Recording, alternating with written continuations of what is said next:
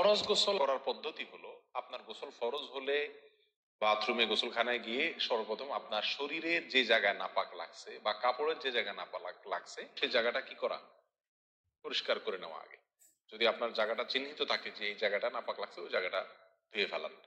এরপরে নামাজের জন্য যেভাবে আমি উজু করছি সেভাবে উজু করা। এরপরে উজু করা, হাতের কবজি ধোয়া, এরপরে কুলি করা, নাকে পানি দেওয়া, মুখ ধোয়া, হাতের কনুই পর্যন্ত ধোয়া, মাথা মাসা করা, এরকম উজু করা। উজু করার পরে এবার আপনি গোসল করেন। সেটা শাওয়ার দিয়ে আপনি মাথার উপরে পানি ঢেলে হোক আর আপনার মগ দিয়া হোক, যেভাবে হোক আপনি গোসল করেন।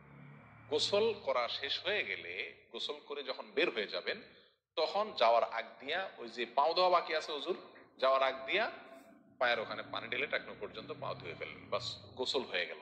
এই ভিতরে আপনার শরীরের প্রতিটি অঙ্গের প্রতিটি জায়গায় পানি পৌঁছানো, নাভির প্যাচ থেকে নিয়ে, বগলের নিচ থেকে নিয়ে, আঙ্গুলের চিপা থেকে নিয়ে প্রত্যেকটা জায়গায় যেন পানি যায়, সেজন্য সেখানে পানি পৌঁছানোর চেষ্টা করতে হবে। ডলার দরকার হলে ডলবে, যেভাবে ওখানে পানি পৌঁছাতে হবে। কানের প্যাচের ভিতরে, একেবারে গভীরে না, প্যাচগুলোর ভিতরে যেন পানি যায় সেদিকগুলো খেয়াল রাখতে হবে। কোনো একটি জায়গা যদি শুকনা থাকে তাহলে কি হবে না, ফরজ গোসল হবে না।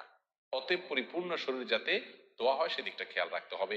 নেল পালিশ ইত্যাদি বা কোনো রং টং ইত্যাদির কারণে যদি কোনো আবরণ থাকে শরীরের উপরে, তাহলে সেগুলো সরা নিতে হবে, তা না হলে কি হবে না, ফরজ গোসল আদায় হবে না।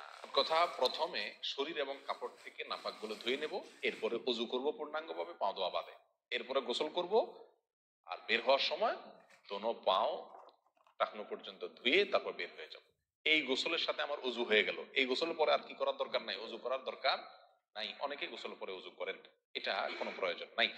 তবে কেউ যদি গোসল করা অবস্থায় তার পেশাব চলে আসে, অনেকে আছে পানির স্পর্শ লাগলে পেশাব বেশি আসে, তো গোসল করা অবস্থায় যদি তিনি পেশাব করে দেন বা উজু ভঙ্গের কোনো কারণ তার ভিতরে আসে, তার বায়ু ছাড়লেন, তাহলে তো সেক্ষেত্রে উজু যেটা শুরুতে করছিল ওটা তো আর নাই, তাহলে তাকে আবার কি করতে হবে, নতুন করে গোসলের পরে উজু করতে